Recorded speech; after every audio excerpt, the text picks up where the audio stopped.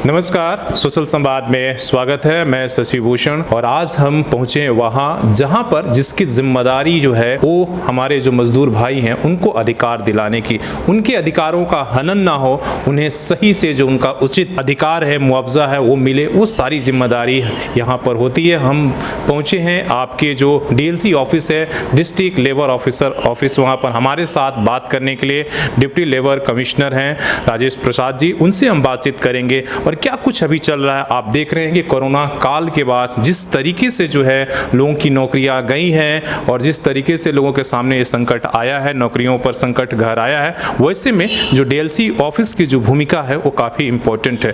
तो हम बात करेंगे कि आखिर यहाँ की क्या हालात है और किस तरीके से टैकल किया जा रहा है। सबसे पहले सर आपसे बातचीत करने की आपका स्वागत है। धन्यवाद। और इस कोरोना संकट काल में सबसे ज़्यादा जो दिक्कत आया उन मजदूरों का आया है जो कॉन्ट्रैक्ट लेबर है या परमानेंट, नौकरियों की बड़ी छटनी हुई है। आपके पास भी बहुत सारे कंप्लेन आते होंगे, तो क्या कैसे आप लोग टैकल कर रहे हैं और किस किस तरह की समस्याएं आ रही हैं? हाँ, ये स्वाभाविक है कि अभी आर्थिक स्थिति क्षेत्र की ख़राब चल रही है। कोरोना पीरियड के कारण से सोशल डिस्टेंसिंग मेंटेन करना है, सभी फैक्ट्रियों में एक समूह में लोग काम नहीं करें, इस तरह की भी बात है। तो लोगों को ये परामर्श दिया गया है या इस तरह की बात आती है कि जब फैक्ट्री में काम करें तो लोगों के बीच में डिस्टेंस रहे और जिनको वो काम नहीं दे पा रहे हैं वो रोस्टर कर लें ताकि कि सबको काम मिलता रहे। कुछ ऐसे भी हैं फर्म में हम लोगों को जानकारी में आई कि वो बैठा करके भी वेतन देते रहे हैं और सोशल डिस्टेंसिंग मेंटेन करा रहे हैं। इस तरह के भी मामले आए हैं कि कोरोना पीरियड के समय कुछ लोगों को लॉकडाउन अवधि में बिल्कुल पेमेंट नहीं मिला, तो हम लोगों ने सभी को चिट्ठी जारी किया जो इस तरह के मामले आए थे। तो अधिकांश लोगों ने भुगतान किया। कुछ फर्म हैं जिनका स्थिति ठीक नहीं है तो वो अपनी असमर्थता जाहिर किए, लेकिन फिर भी हमने उनको परामर्श दिया कि चूँकि ये वर्कर आपके साथ हैं, आपके यहाँ कई वर्षों से काम कर रहे हैं, इसलिए आपस में एक बातचीत करके उनको कुछ भुगतान करें। तो ऐसे भी मामले आए हैं।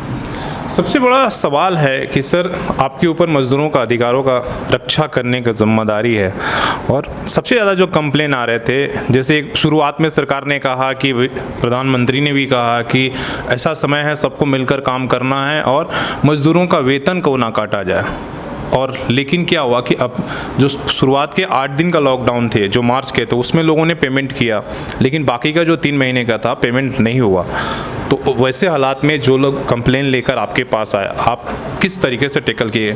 क्या उन लोगों ने दिया या नहीं दे पाए? अभी हमने बतलाया ना कि जब प्रारंभ में जब केंद्र सरकार का डायरेक्शन था कि देना है तो अधिकांश लोगों ने दिया और माननीय सर्वोच्च न्यायालय का बीच में निर्देश प्राप्त हुआ कि एम्प्लॉयर और एम्प्लॉय के बीच का ये मामला है तो वे लोग आपस में समझौता करें, एक दूसरे की स्थिति को समझें और जो आपस में तय होता है उसके हिसाब से भुगतान करें। तो उसके बाद से यही परामर्श, चूँकि अब यहाँ पर जब एम्प्लॉयर ये कहने लगे कि वो देने की स्थिति में नहीं है तो हमने उनको यही परामर्श दिया कि माननीय सर्वोच्च न्यायालय का यह निर्देश है, तो इसके आलोक में आप लोग आपस में बातचीत करें और भुगतान सुनिश्चित करें। जमशेदपुर में जो आसपास में इंडस्ट्रियल एरिया है सर, सबसे ज़्यादा क्या अभी जिस तरह से फेस्टिवल सीजन चल रहा है, बोनस का है, सभी लोगों ने बोनस दे दिया या उसका कोई रिपोर्ट आपके पास करता है? हाँ, बोनस भुगतान हो रहा है क्षेत्र में। आप अखबार के माध्यम से भी देख सकते हैं बड़ी बड़ी कंपनियां अपने यूनियन के साथ समझौता करके भुगतान कर रही हैं और छोटे प्रतिष्ठान जो कि आदित्यपुर वगैरह में हैं वहाँ से भुगतान आपस में समझौता होने का, भुगतान होने का सूचना प्राप्त हो रहा है। मान लीजिए 20 साल या 25 साल से काम कर रहा है, आए दिन यहाँ पर प्रदर्शन होते रहते हैं कि हमें नौकरी से निकाल दिया गया। सबसे बड़ी समस्या है कि हम 20 सालों से काम कर रहे हैं, अब कहाँ पर जाएँ? तो उसी परिस्थिति में क्या करते होंगे आप? एक तो देखना पड़ता है कि वो निकालने का कारण क्या रहा है। यदि वो उनके बीच में किसी तरह का विवाद है तो ऐसी स्थिति में हम लोग समझौता कराने का प्रयास करते हैं। यदि समझौता हो जाता है तो फिर वो पुराने स्थान पर चले जाते हैं और यदि समझौता उनके बीच नहीं हो पाता है तो ऐसी स्थिति में श्रम न्यायालय उसको रेफर कर दिया जाता है।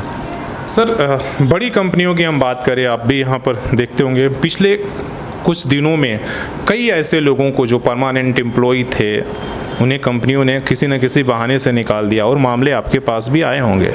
टाटा मोटर्स की बात करें या टाटा स्टील और अन्य कई कंपनियां, तो उसमें क्या भूमिका? हाँ, बस औद्योगिक विवाद अधिनियम 1947 के जो प्रावधान है उसी के अनुरूप हम लोग कार्रवाई कर रहे हैं और किए भी हैं। यदि उनके बीच में समझौता नहीं हो पाता है तो वैसी स्थिति में उन्हें श्रम न्यायालय में अपना वाद दायर करने का परामर्श दिया जाता है।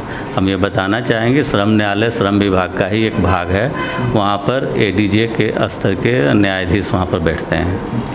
आम मजदूरों के लिए डीएलसी ऑफिस क्या क्या ये चलाता है? कोई योजना या कोई प्रोग्राम आपका चलता है जिससे कि एक मजदूर जो निचले तबके का हो उन्हें फ़ायदा ले सके, चाहे वो अपने अधिकारों को जान सके? कुछ ऐसा स्कीम चलता है आपके यहाँ? हमारे यहाँ 3 स्कीम चलता है। एक तो प्रवासी मजदूर जो इस राज्य से दूसरे राज्य जाते हैं वे अपना निबंधन करा करके जाते हैं, और यदि दुर्घटना में मृत्यु हो जाती है या किसी तरह का अपंग हो जाते हैं तो उनको सरकार की ओर से सहायता प्रदान की जाती है। इसके अलावा हमारे यहाँ निर्माण मजदूरों के लिए स्कीम चल रहा है जिसमें कि उनके बच्चों के स्टाइपेंड, जब वो 60 से ज़्यादा के उम्र के हो जाएंगे तो उनको पेंशन, उनकी यदि कोई महिला श्रमिक हैं हमारे यहाँ निबंधित हैं तो उनके प्रथम 2 प्रसूतियों के लिए 15-15 हज़ार रुपये हम लोग सहायता, इस तरह 15 स्कीम है जो कि निर्माण मजदूरों को देते हैं। लेकिन उनको निबंधन हमारे यहाँ कराना होता है और निबंधन के लिए 10 रुपया और 100 रुपया अंशदान प्रति वर्ष उनको जमा करना होता है। यदि वो अंशदान जमा नहीं करते हैं तो वो बोर्ड का सदस्य नहीं रह जाते हैं, तो उनको हम लोग लाभ नहीं दे पाते हैं। बहुत सारे लोगों को पता नहीं कि हम लेबर ऑफिस से क्या फ़ायदा, उसी समय पहुंचते हैं जब उनके साथ कोई प्रॉब्लम खड़ा हो जाता है, जैसे नौकरी चली जाती है या कोई पेमेंट नहीं देता है या उन्हें उनका जो अधिकार है प्रॉफिट वो नहीं मिल पाता। वैसी परिस्थिति में आपके पास आते होंगे। निर्माण मजदूरों के लिए या प्रवासी श्रमिकों के लिए या असंगठित मजदूरों के लिए जो योजना है उसका प्रचार प्रसार हम लोग श्रमिक मित्र के माध्यम से करते हैं। समय समय पर हम लोग प्रखंड क्षेत्र में शिविर वगैरह आयोजित भी करते हैं ताकि कि उन लोगों को हम जागरूक कर सकें। अभी अगर हम बात करें सर एक अधिकारी का तौर पर, इसलिए कि आप बड़ी रोज़ क्लोजली लोगों को देख रहे हैं, आपके पास परमानेंट से अस्थायी क्षेत्र हर तरह के लोग आते हैं यहाँ पर आ रहे हैं। लेबर अधिकारों को लागू करने में या सही तरीके से सुचारू करने में सबसे बड़ी चुनौती समस्या कहाँ पर आ रही है आपके लिए? नहीं, चुनौती कुछ विशेष नहीं है, क्योंकि यहाँ पर देखिए स्टेक होल्डर हमारे एम्प्लॉयर हैं, हमारे वर्कर्स हैं, सरकारी पदाधिकारी हैं, मीडिया बंधु हैं, तो सभी के सहयोग से ये, चूँकि ये सोशल एक्ट हम लोग इम्प्लीमेंट करते हैं तो इसमें सबकी सहभागिता की ज़रूरत होती है। अब यदि एम्प्लॉयर नहीं चाहे तो एम्प्लॉय को नौकरी नहीं मिलेगा, एम्प्लॉय नहीं चाहे तो एम्प्लॉयर का काम नहीं होगा। तो इसमें सबकी सहभागिता है ये जो, और इस क्षेत्र में ये बहुत अच्छी विशेषता है कि अंडरस्टैंडिंग बहुत अच्छी है। तो यहाँ पर मजदूर जो हमारे यहाँ आते हैं वो भी जानते हैं कि उनको क्या अधिकार है। यदि किसी तरह से हम लोग से मिस होता हुआ नज़र आता है तो खुद याद दिलाता है कि सर मुझे ये भी नहीं मिला है। तो इस क्षेत्र में जागरूकता अच्छी है, तो इसलिए यहाँ पर बहुत ज़्यादा चुनौती नहीं होती है। एक प्रिसेप्शन है जो में कि भी जो कॉरपोरेट है वो बड़े लोग हैं, पावरफुल लोग हैं, आम मजदूर है उसके पास ये नहीं है, वैसे परिस्थिति में वो कैसे लड़ेगा, कितना सपोर्ट हो पाए, एक प्रिसेप्शन कहीं ना कहीं है।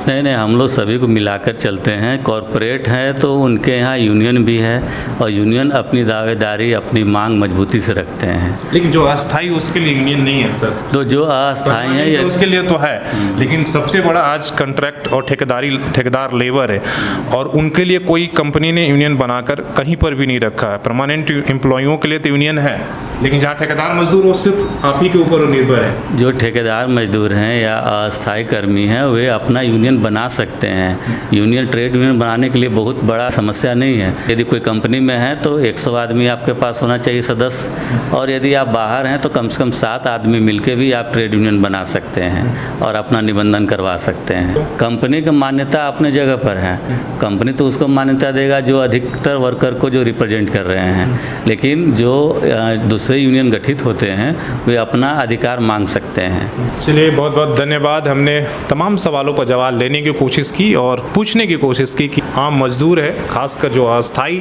क्षेत्र में काम कर रहा है, वो उसके क्या क्या अधिकार है, अगर उसके अधिकारों का किसी भी तरीके से अगर अतिक्रमण होता है तो वो क्या कर सकता है, और जानकारी भी कि क्या यहाँ से क्या कुछ सरकार के द्वारा स्कीम चलाए जा रहे हैं उसको भी हमने जानने की कोशिश की। और सर ने जो हो सका जितना व्यापक तरीके से उन्होंने जवाब दिया। हालांकि हमने बहुत कुछ कुरेदने की कोशिश किया, लेकिन एक जो सरकार के लॉ है और नियम है उसके तहत उन्होंने सारे कुछ जवाब दिया। और आपको भी अगर कभी प्रॉब्लम होता है तो आप बेहिचक आप डीएलसी ऑफिस से ज़रूर संपर्क करें, यहाँ से आपको ज़रूर मदद मिलेगा। अपने सहयोगी आशीष के साथ मैं शशि भूषण, सोशल संवाद, झारखंड।